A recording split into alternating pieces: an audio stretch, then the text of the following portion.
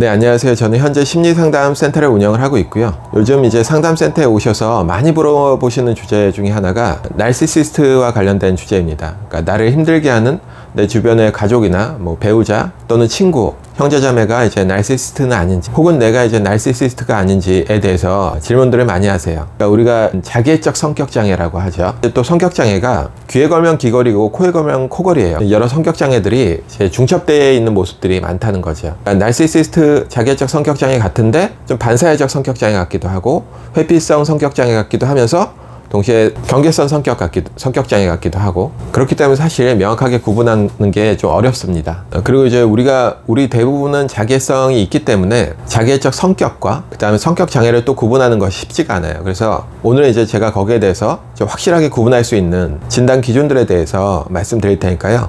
영상 한번 끝까지 따라와 보시면 감이 잡히실 거예요. 먼저 우리가 이제 정상적인 자기애와 성격장애급 자기애를 구분하기 위해서 먼저 전제돼야 될 것은 뭐냐면요, 자기애성이라는 것은 인간 모두에게, 우리 모두에게 있는 하나의 특성이라는 거죠. 그러니까 나에게는 없는데 누군가에게는 있다는 관점으로 보면 이제 우리가 흑백 논리에 빠지게 되고, 나에게도 있지만 누군가에게는 그것이 굉장히 좀 심하고 강하게 있다, 그런 성향이 좀 강하다, 이렇게 이해하시는 것이 우리가 많은 왜곡에서 벗어날 수 있는 겁니다. 그러니까 이제 왜 우리 인간 모두는 자기애성이 있냐면요, 여러분들 생각해 보세요. 인간 존재가 자기애성이 없다면 어떤 일이 벌어질까요? 내가 나를 사랑하는 마음이라고 볼 수도 있고 약간의 선민의식이라고 볼 수도 있는데요, 그러니까 우리가 정말 있는 그대로의 현실, 불교에서는 이제 일체계고라고도 하잖아요. 인생 자체가 고통이고, 또는 우리는 죽음을 향해서 달려가고 있고, 사실 엄밀히 보면 인생에서 큰 틀에서 행복한 순간은 아주 잠깐일 수 있죠. 그래서 우리가 이제 쉽게 말해서 우울증이 있으신 분들은 착각을 잘 안 한다고 하잖아요. 그러니까 굉장히 현실을 있는 그대로 본다는 것 자체가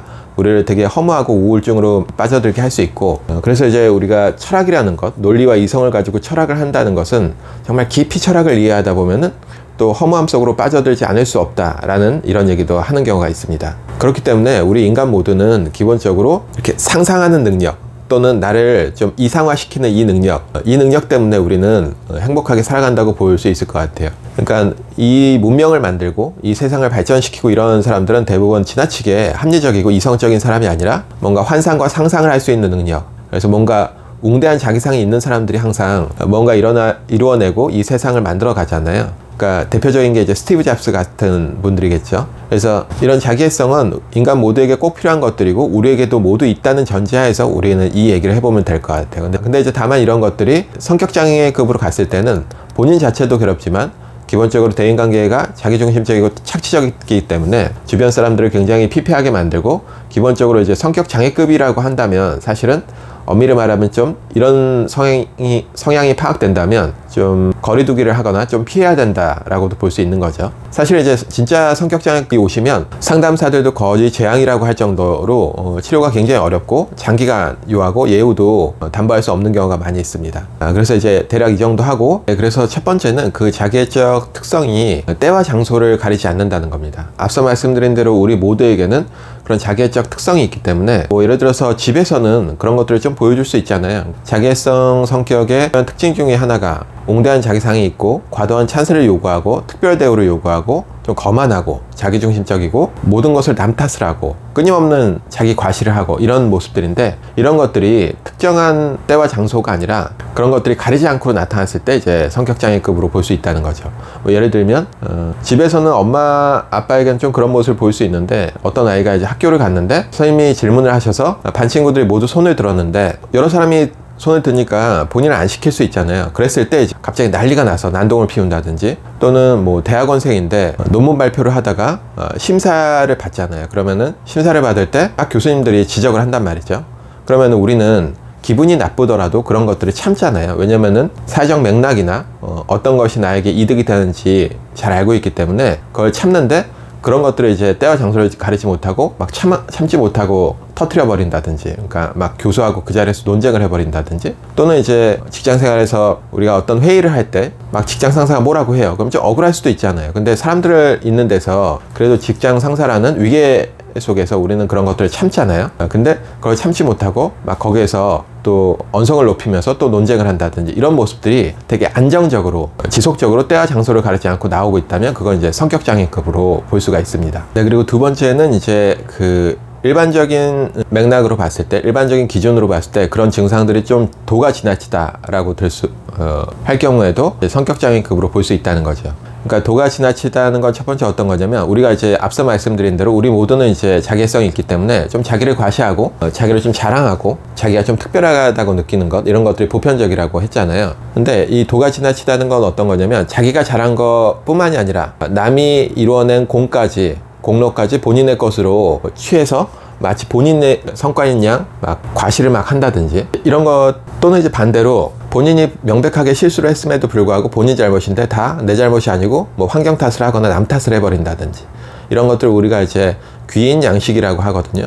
쉽게 말해서 어떤 상황에 대해서 원인을 어떤 식으로 찾느냐인데요. 그러니까 자기 공이 아닌데, 자기 노력이나 성과가 아님에도 불구하고 잘 된 것들은 다 내 탓, 그리고 명백히 자기 실수임에도 불구하고 잘못된 것은 다 환경과 남의 탓을 하고 있다면, 이런 걸 이제 외적 귀인이라고 하거든요. 이런 귀인 양식으로 인해서 도가 지나친 모습이 보인다면 성격장애급으로 볼 수가 있습니다. 네, 그리고 세 번째는 이런 성격장애의 모습이 일상생활에서 반복적이고 지속적으로 나타난다는 겁니다. 그러니까 이제 앞서 제가 말씀드린 대로, 예를 들어서 자기애적 성격장애의 핵심 주제는 웅대한 자기상, 그리고 웅대한 자기상에 손상이 왔을 때 자존심 상함이 있고, 그 자존심 상함을 너무 싫어하거든요.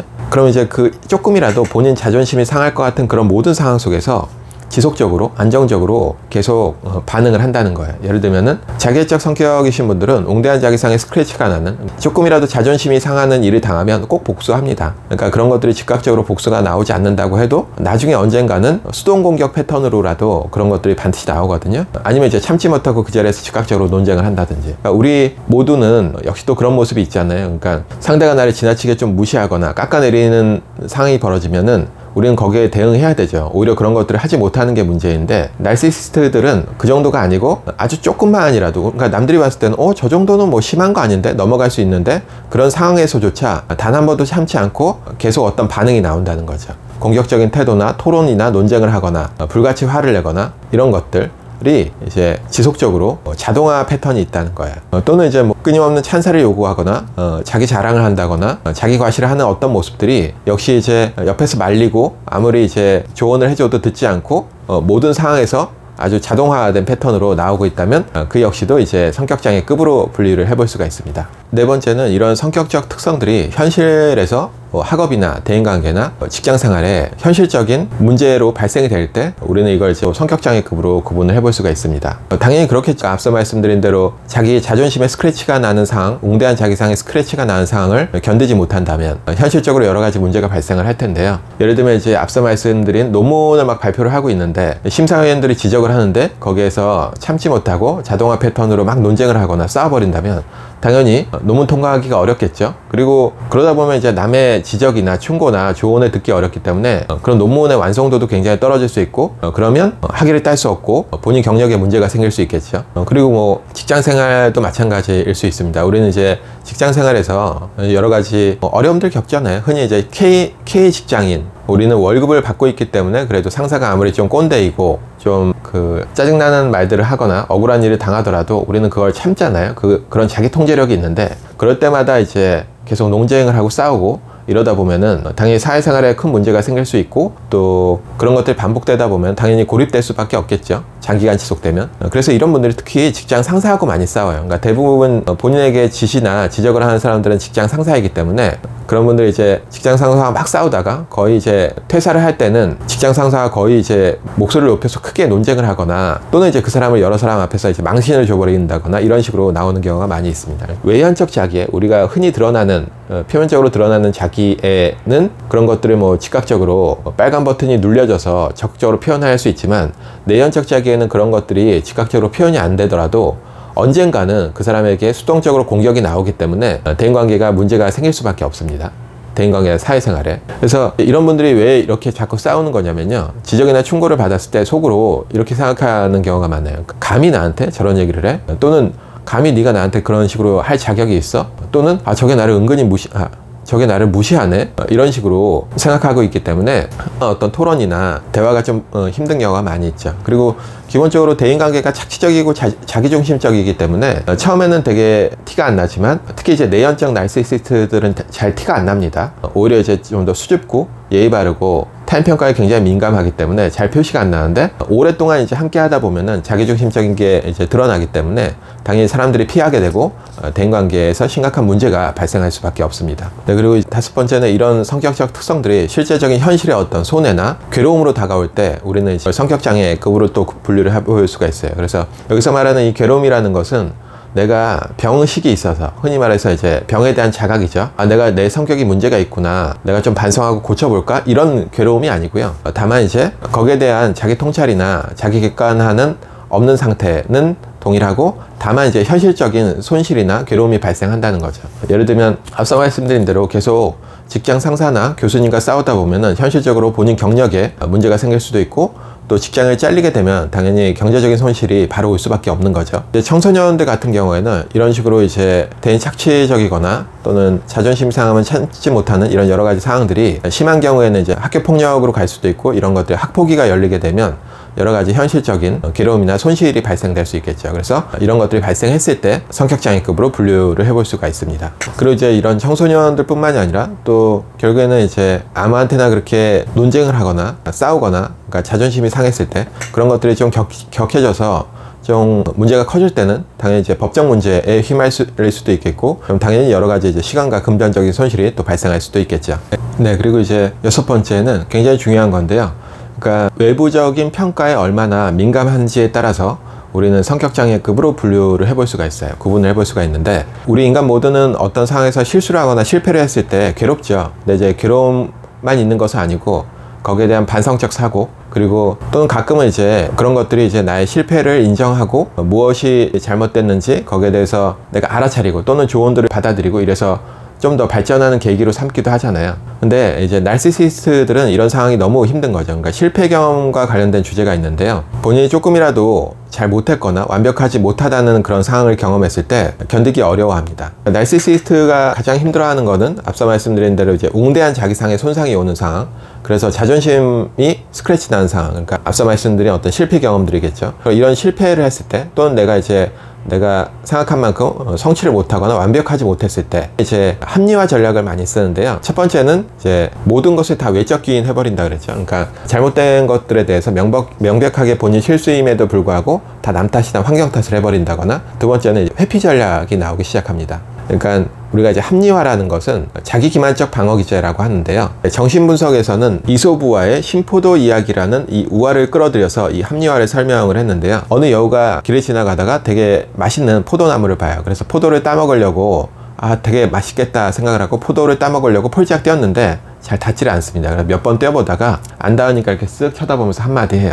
저 포도는 셔서 맛도 없을 거야. 그래서 이제 이런 모습이 이제 합리화랑 굉장히 비슷하다고 해서 이제 끌어들여서 설명을 하고 있는데요. 사실 이제 이 여우는 그 포도가 되게 단 것도 알고 있고 먹고 싶어 하잖아요. 그럼에도 불구하고 왜 이런 식으로 맛도 없을 거라고 얘기하는 거냐면, 내가 노력했는데도 그걸 딸 수 없다는 그 상황이 되게 자존심이 상하는 거죠. 그렇기 때문에 이제 회피 전략, 저 맛도 없을 거야. 그러면 내가 능력이 없어서 저걸 못 단다는 것을 피할 수 있는 거잖아요. 그래서 나르시시스트들이 많이 하는 것 중에 하나가 동기를 따지기 시작합니다. 그러니까 거기에 대해서 실패하기 시작하면은 내가 이건 뭐 원래 하고 싶은 거 맞나?